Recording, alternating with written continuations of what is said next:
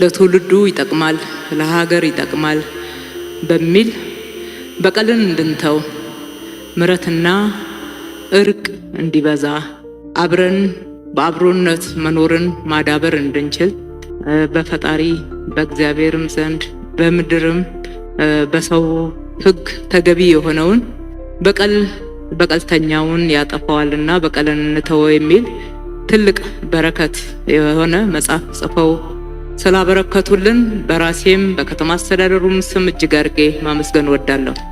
እንግዲህ ስለ በቀል በመጽሐፉም እንደተጻፈው በተለያዩ መንገዶች እንደምንረዳው መጀመሪያ በየትኛውም እምነት ስንሰማ በቀል ሲሞገስ አንሰማ። በቀል መተው፣ ምሕረትን ማውረድ፣ መታረቅ የሰላም መንገድ እንደሆነ ሲሰበክ እንሰማለን። በመጽሐፍ ቅዱስም በጸሎታችን ሳይቀር ይቅር በለን እኛም የበደሉንን ይቅር እንደምንል ብለን እንጸልያለን። ምሕረት ማድረግ በቀልን መተው የሰላም መንገድ እንደሆነ እንደ ሰው በመንግስትም በስጋዊ ሕይወትም የሚታመንበት ነው። ከሁሉ በላይ ደግሞ በእግዚአብሔር ዘንድ በሌሎች እምነት ያላችሁትም በፈጣሪ ዘንድ ጽድቅ እንደሆነ ይቆጠራል። ነገር ግን በተግባር እንደዛ ነን ወይ በዚህ ደረጃ የምናምን ከሆነ ብለን ደግሞ እያንዳንዳችን እንደ ግለሰብም እንደ ሀገርም እንደ ዜጎች ራሳችንን መጠየቅ እንደሚገባን አስባለሁ። ሀገራችን ኢትዮጵያ ቀደምት ታሪክ ያላት የረጅም ዘመን የሀገርነት ታሪክ ያላት ከሷ በኋላ ሀገር የሆኑት በልጽገው ትልልቅ ደረጃ ላይ ሲደርሱ እኛ ከነሱ ልምድ ስንወስድ እርዳታን ስንቀበል የረጅም ዘመን ታሪክ ያለን ኢትዮጵያውያን የሀገራችንን ሉዓላዊነት በማስጠበቅ በጀግንነት የምንታወቅ ነገር ግን ደግሞ በውስጥ ጉዳይ በበቀል በቂም በመገፋፋት ምሕረትን ባለማ በዲክሽነሪ ሳይቀር ስማችን ተጽፏል። ለምን ካልን ግጭት፣ ጥላቻ፣ መገፋፋት እነኚህ ሁላችንም ተጎጂ እንጂ ማንንም ተጠቃሚ ያደረጉ አይደሉም። እስከዛሬም ተከትለውና ብዙ ዋጋ እያስከፈሉን ነው። አንድ ምዕራፍ ላይ በምህረት በይቅርባይነት በመተው በእርቅ እንለፍ ሲባልም በሀገራችን ላይ የነበረውን ይሄንን በተለይ መንግስት ይሄንን ማቅረብ አይገባውም በሚል ብዙ ትችት ስንሰማ ከርመናል። ግን ተጠቃሚ የሆነ ያለ አይመስለኝም። አሁንም ሀገራችን ኢትዮጵያ ከጥንት ጀምሮ እግራችንን እየተከተለ የመጣውን የበቀልተኝነት ከግለሰብ ከቤተሰብ ጀምሮ በደመኝነት የመፈላለግ እንደ ሀገር ደግሞ እንደ ማህበረሰብ የግጭት አዙሪት ውስጥ አላወጣ ያለንና ወደኋላ የጎተተንን ይህንን ክፉ እግር ጎታች የሆነ ዋጋ እያስከፈለን በድህነት ውስጥ በግጭት ውስጥ እንድንከርም ያደረገንን አለመተው፣ አለመታረቅ፣ ምሕረት አለማድረግ እንለፈው ብለን ብሔራዊ ምክክር ኮሚሽን መስርተን እየመከርን ነው። ኢትዮጵያውያኖች እየመከሩ ነው። እግዚአብሔር ቢረዳን የሚዘጋ ምዕራፍ ላይ ደርሰናል ማለት ነው። ከዚህ የተነሳ ይሄ መጽሐፍ ወቅታዊ ነው። ፓስተር ጻድቁ በረጅም ዘመን አገልግሎታቸው ያዩትን፣ የተማሩትን፣ የሰሙትን፣ በመንፈስ የተረዱትን ጨምረውበት ያቀረቡልን መጽሐፍ አሁን ላለንበት ምዕራፍ ትልቅ አስተዋጽኦ ያደርጋል።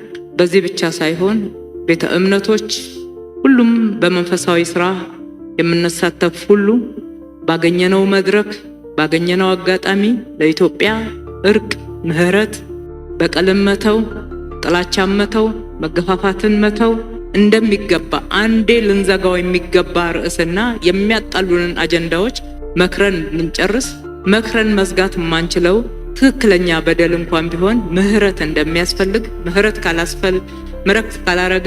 ካልተደራረግን ሁሌ እግራችንን ተከትሎ ከትውልድ ትውልድ የሚተላለፍ ዕዳ መሆኑን በግልጽ ቋንቋ በሚገባ ቋንቋ ለትውልዱ መንገር ማስተማር ያስፈልጋል እላለሁኝ። በድጋሜ ፓስተር ጻድቁ እንኳን ደስ ያሎት። በድጋሜ ይህንን መጽሐፍ ጽፈው ስላቀረቡልን በራሴም በከተማ አስተዳደራችንም በእኛ ትውልድ ስምም ከልቤ ማመስገን ወዳለሁ። መልካም ጊዜ ይሁንልን። እግዚአብሔር ይባርካችሁ። እግዚአብሔርን በጣም አድርጌ አመሰግናለሁ እድል ስለሰጠኝ የጌታን ቃል እንዳቀርብ በመካከላችሁ ፓስተር ጻድቁ እንግዳ ለመሸኘት ወጣ ብለዋል እንጂ እንኳን ደስ ያለ ልለው ነበረ አመጣዋል። እሺ ፓስተር እንኳን እግዚአብሔር ረዳ፣ እንኳን በሰላም ደግሞ ተጠናቆ እንደዚህ ለንባብ ስለበቃ እኔም በጣም እግዚአብሔርን አመሰግናለሁ። ፓስተር ጻድቁ በዚህ በጻፈው ጉዳዩ ላይ በሸክም በተለያዩ ጉባኤዎች ላይ ሲያስተምር አይቼዋለሁ። ደግሞ መጽሐፉን ከተጻፈ በኋላ አይቼ አስተያየት እንድሰጥ ስለተጋበዝኩ መጽሐፉንም አይቻለሁ። በጣም ወቅታዊ እና ደግሞ ላለንበት ዘመንና ሁኔታ በጣም አስፈላጊ እንደሆነ አምናለሁ። እንኳን እግዚአብሔር ረዳህ ለማለት ነው። እንደገና ከፈለጋችሁ ጥሩ ነው፣ ግን አትገደዱ። በጣም ብዙ የተከበራችሁ ሰዎች እንዳላችሁ እዚህ አያለው እና በዚህ ከሰዓት በኋላ እንድናየው የማስበው የመጽሐፍ ቅዱስ ክፍል በሁለተኛ ቆሮንቶስ ምዕራፍ 5 ከቁጥር 16 ጀምሮ እስከ ቁጥር 21 ድረስ ያለውን አነባለሁኝ። ሁለተኛ ቆሮንቶስ ምዕራፍ 5 ከቁጥር 16 ጀምሮ እስከ ቁጥር 21 ድረስ እንደዚህ ይላል። ስለዚህ እኛ ከአሁን ጀምሮ ማንንም በስጋ እንደሚሆን አናውቅም፣ ክርስቶስንም በስጋ እንደሆነ ያወቅነው ብንሆን እንኳ አሁን ግን ከእንግዲህ ወዲህ እንደዚህ አናውቀውም። ስለዚህ ማንም በክርስቶስ ቢሆን አዲስ ፍጥረት ነው፣ አሮጌው ነገር አልፈዋል፣ እነሆ ሁሉም አዲስ ሆነዋል። ነገር ግን የሆነው ሁሉ በክርስቶስ ከራሱ ጋር ካስታረቀን የማስታረቅንም አገልግሎት ከሰጠን ከእግዚአብሔር ነው። እግዚአብሔር በክርስቶስ ሆኖ ዓለሙን ከራሱ ጋር ያስታርቅ ነበርና በደላቸውን አይቆጥርባቸውም ነበር፣ በእኛም የማስታረቅን ቃል አኖረ። እንግዲህ እግዚአብሔር በእኛ እንደሚማልድ ስለ ክርስቶስ መልእክተኞች ነን። ከእግዚአብሔር ጋር ታረቁ ብለን ስለ ክርስቶስ እንለምናለን። እኛ በእርሱ ሆነን የእግዚአብሔር ጽድቅ እንሆን ዘንድ ኃጢአት ያላወቀውን እርሱን ስለ እኛ ኃጢአት አደረገው ይላል። ምናልባት እንደኔ ትንሽ የወረዳ ከተማ ትንሽ ገጠር አይነት አካባቢ ያደጋችሁ ሰዎች ታስታውሱ ይሆናል። የከተማ ሰዎች ቀርቶባችኋል። ትንሽ ወደ ገጠር መኖር ነበረባችሁ፣ ማደግ ነበረባችሁ። ይሄን ለማወቅ ገጠር አካባቢ ስትኖሩ ወይ ትንሽ የወረዳ ከተማ ነው ያደግኩት። እዛ አካባቢ ስታድጉ አንዳንድ ጊዜ የግብርና ሰዎች ይመጡና የግብርና ኤክስፐርቶች ይመጡና ገበሬዎቹን አንዳንድ ነገር ለማስተማር ይሞክራሉ ሰብስበው እና አንዳንድ ነገሮች እንዴት እንደሚደረጉ የኛ ሀገር ገበሬ ያውቃል፣ ግን ትንሽ ዘመናዊ ነገርን ደግሞ ለማስገባት ትንሽ ይጣጣራሉ እና ነገር ዝም ብሎ በዚህ በቲዮሪ ነገር ስለማይገባ ነው መሰለኝ አንዳንድ ጊዜ በጣም ብዙ ጊዜ ምን ያደርጋሉ ታስታውሱ ይሆናል አንዳንዶቻችሁ ሰርቶ ማሳያ የምትባል ነገር በቃ እኔ ብቻ ነኝ ማለት ነው ያለሁት። ሰርቶ ማሳያ የምትባል ነገር በሚታይ አካባቢ በሚታይ አደባባይ ላይ የሚናገሩትን ሰርተው ያሳያሉ ማለት ነው። ለምሳሌ እንዴት በመደብ አድርጎ እንዴት በመስመር መዝራት እንደሚቻል፣ ወይ ደግሞ ቤት አሰራርም ከሆነ የቤት ሞዴል ትሰራለች፣ የእርሻ ሞዴል ይሰራል፣ እንዴት እንደሚዘራ እንዴት እንደሚስተካከል ሰርተው ያሳዩአቸዋል ማለት ይሄ ዝም ብሎ ቲዮሪ እንዳልሆነ ዝም ብሎ የአፍ ነገር እንዳልሆነ መስራት እንደሚቻል የሚወራው ነገር በተግባር መደረግ እንደሚችል የሆነ ሰርቶ ማሳያ ሞዴል ይሰሩና በዚህ መልኩ አርጉ ሲሉ በጣም ይገባል። ትዝ ይላችሁ ነው በጣም ይገባል። ዝም ብሎ ከሚነገር ይልቅ ተሰርቶ ይሄው እንደዚህ ነው የተባለ ነገር በጣም ይገባል እና ሰርቶ ማሳያ ትባላለች፣ ሞዴል ትባላለች። እሷን እየሰሩ ያስተምሩን ነበር። ፓስተር ጻድቁ ዛሬ በፊታችን ያቀረበው መጽሐፍ ሐሳብ በቀለኛውን ያጠፋዋል። በጣም ከባድ ሐሳብ ነው። በጣም ትልቅ ሐሳብ ነው።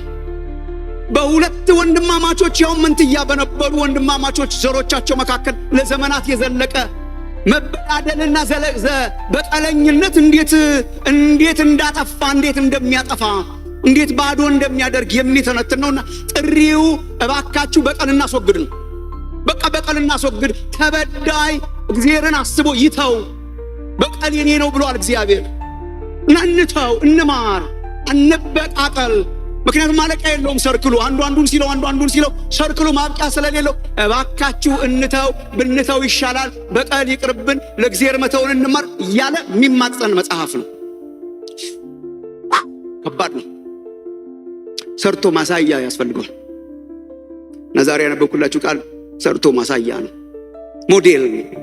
ሁለተኛ ቆሮንቶስ ምዕራፍ 5 ላይ ይህንን ሐሳብ እግዚአብሔር እንዴት አድርጎ እንዳደረገው እግዚአብሔር ራሱ በትንሽዬ ሜዳ ሳይሆን በቀራንዮ አደባባይ ላይ እንዴት ለሰው ልጆች እንደሚደረግ ሰርቶ ማሳያ ተመልከቱ ይለናል ቅዱስ ጳውሎስ።